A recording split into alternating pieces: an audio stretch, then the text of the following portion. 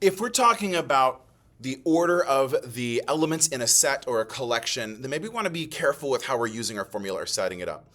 Let's consider two situations where one person's explanation is incorrect and figure out why, and the other person's is correct and discuss why as well.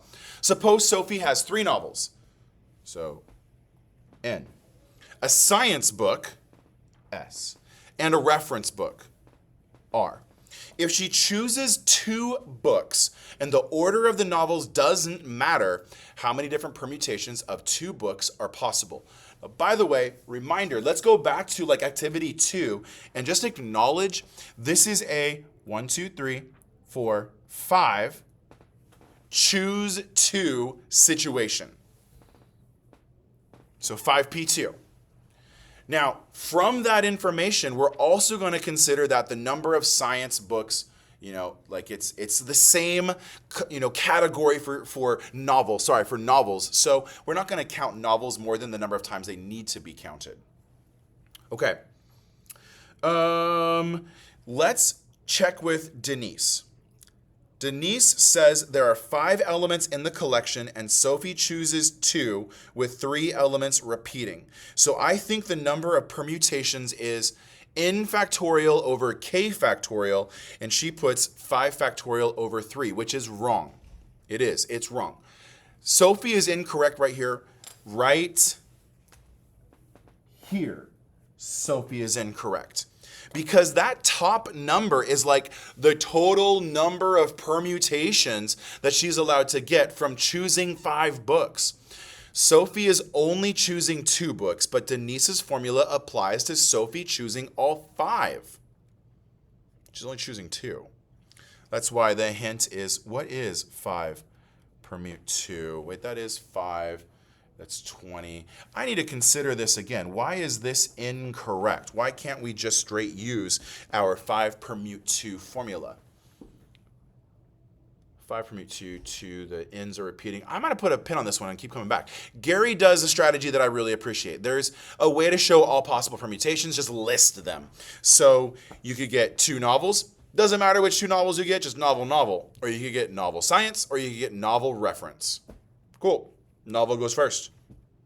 Or you could go science novel or science reference, but that's the only way that science can go first, because if you have another book choice, it's going to be science novel, and that's already counted.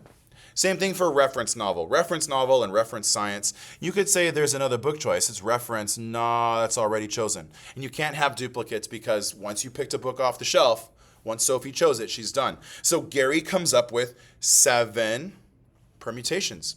Sometimes that's the right way to do it. I'm still considering this formula use. I want a formula for this that comes up with 7, but nothing's jumping off the table right now about why. I'll keep thinking about that. Maybe make a short video on it. Pay attention to that one. Let's go to question 14. Calculate the number of 6-letter strings you can make from the word canon. Well, canon has 6 letter spaces. So therefore, the total number of permutations is 6 factorial. But the n repeats 3 times. And we don't care which n it is that goes first. That, call this one the first n, and if it shows up later, that's wrong. No. N will be used in the same way as the other n's. So they are copies, and there's 3 of them. That makes 3 factorial. 6 factorial divided by 3 factorial is 6 times 5 times 4 times 3 factorial, which is divided by the 3 factorial.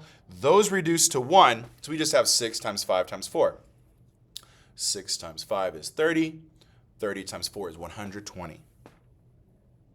Something about 6 factorial divided by 3 factorial is the same as 5 factorial. That's still an interesting observation. I wonder why that is. Maybe you can come up with an answer. There are 120 ways or number of strings.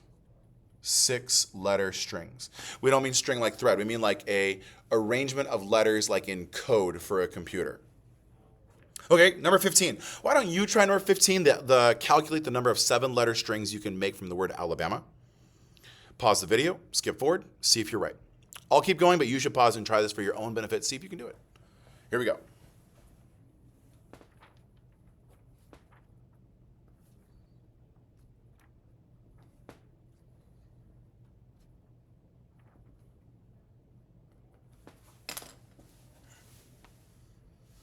Thank you for watching, commenting, liking, and subscribing. I'll see you in the next episode.